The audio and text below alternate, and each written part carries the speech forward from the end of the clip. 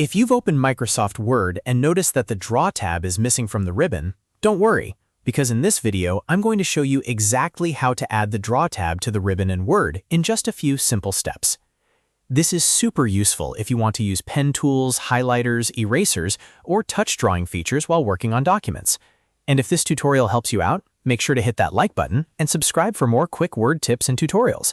Let's jump right in. First, open Microsoft Word on your computer. Once Word is open, look to the top left corner and click File. This will open the Backstage menu, where you can access Word's settings and customization options. From the File menu, scroll all the way down and click Options. The Word Options window will appear, and this is where you can change how Word looks and functions.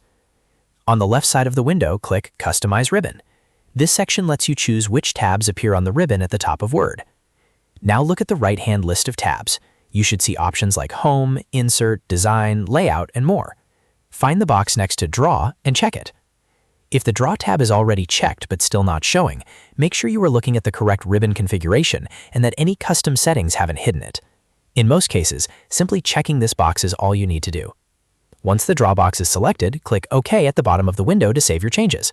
Word will close the Options menu and return you to your document. Now look back at the top ribbon and you should see the Draw tab appear right away. Click it, and you'll have access to drawing tools like pens, pencils, ink conversion, and more, depending on your version of Word.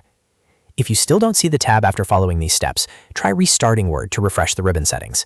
In some cases, the Draw tab can also depend on your Word version or whether your Microsoft 365 subscription includes those features, so if needed, make sure Word is up to date. And that's it. You've now added the Draw tab to the ribbon in Word. It only takes a moment, and once it's enabled, you can start annotating, sketching, and marking up your documents much more easily.